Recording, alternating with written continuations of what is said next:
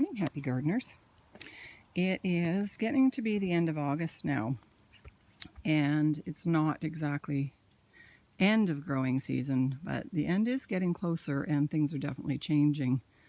So I thought I would give you a little quick view through the garden.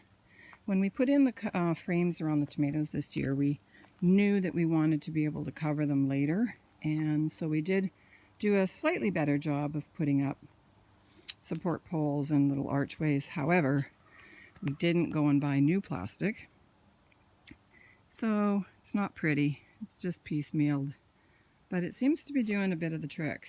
What it's doing is keeping the rain off the tomato plants so they're not getting blight, and it's getting to be a bit chilly at night, so the plastic helps to keep some of the heat in.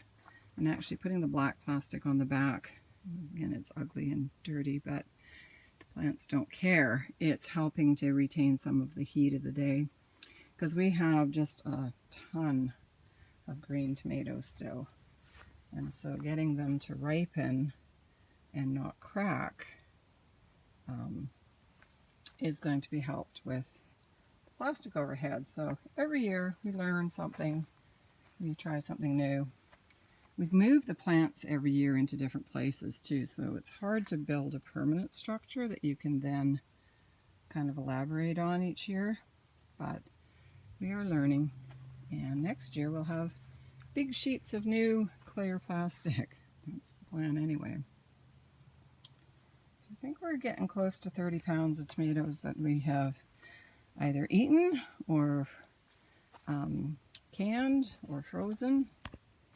Got a little tiny bed of greens that are struggling, but you know what? They're still going. I think with the cooler weather now, they actually might get going quite well.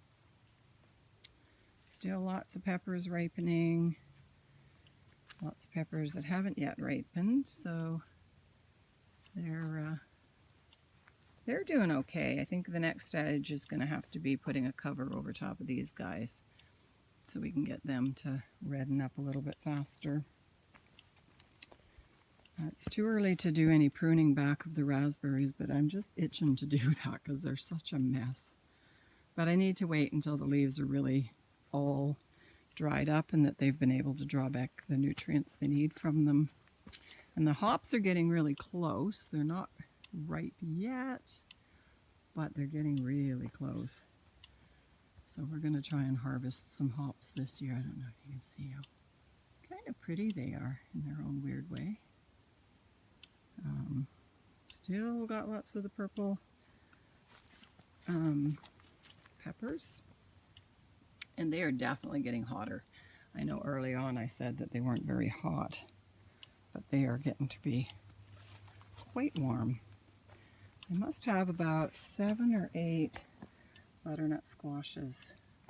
If you can see them in there. Where'd he go? There he is.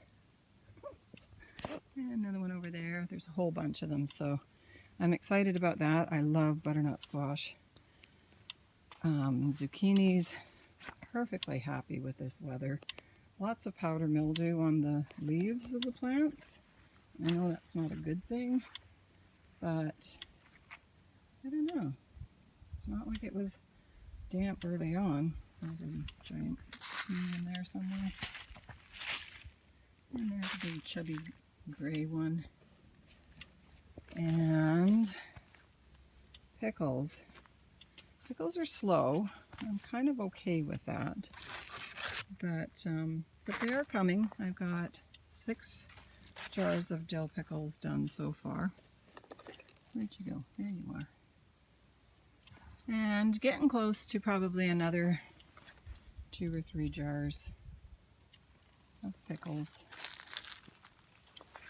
These guys here are called Jerusalem artichokes, or sunchokes, because they're actually apparently part of the sunflower family. And yet what you eat is down in the ground, kind of like a potato, kind of potato looking, but kind of like turnip tasting. They're strange, but they're perennial. So you plant them once, and you got them forever. Apparently whether you want them or not, because they can get kind of out of hand. But anyway, we like them. And that's about it. That's about where the garden is at. It's the 24th of August. All right, check in with you later. Bye.